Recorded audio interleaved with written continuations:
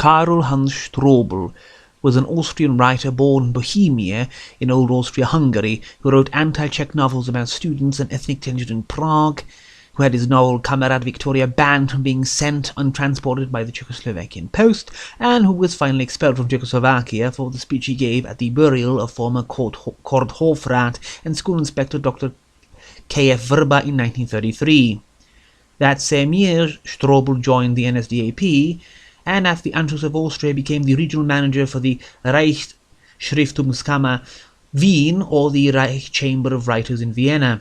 At the end of World War II, his house was looted by the Red Army, subsequently being confiscated, and the 68-year-old Strobl was forced to work on a road repair gang, being released in 1946 and dying in a poorhouse very early that year, around March. He wrote fantastic novels and stories and founded a magazine dedicated to fantastic fiction, widely believed to be the first genre magazine specifically dedicated to the fantastic, called Orchideengarten, Fantastische Blätter, in 1919. His most well-known work is probably the two-volume novel Eleagabal Kuperus. The story is interesting.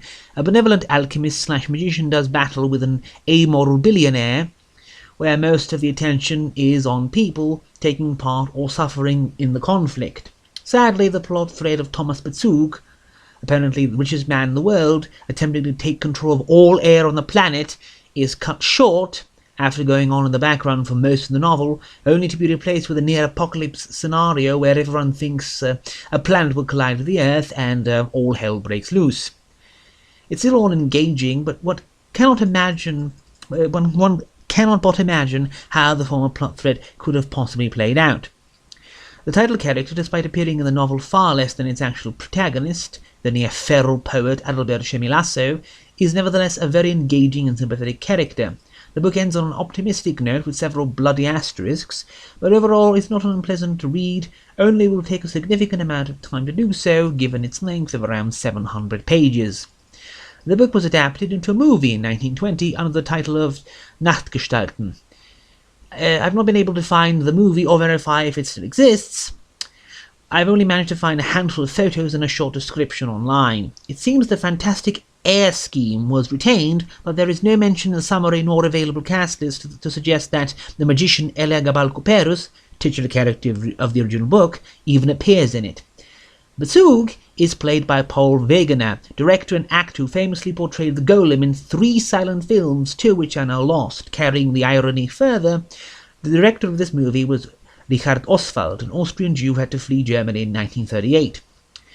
As a writer of the fantastic, Strobl is probably better represented overall by his collections, including his more obscure work Die Knochene Hand und Anderes. This collection, discussed nowhere as far as I've been able to find, contains gothic pieces about vampires feasting on old nuns, a story of one man's desperate battle to survive and protect an important lighthouse from the destructive rampage of the watchman who's gone mad and is prophesying the end of the world, a narrative of the odd and disturbing life of a corrupt nun and her persecution in the afterlife, and even includes a manuscript detailing how a Christian castaway who was saved by a local native who fall in love with him, decides to relentlessly torture her with the help of a priest to make her convert to Christianity.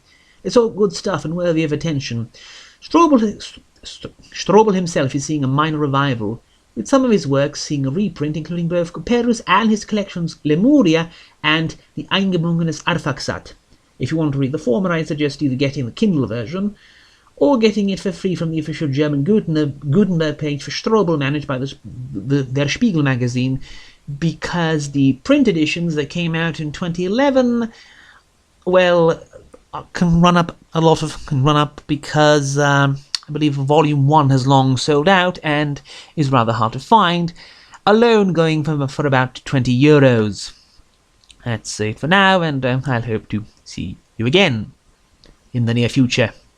Hopefully.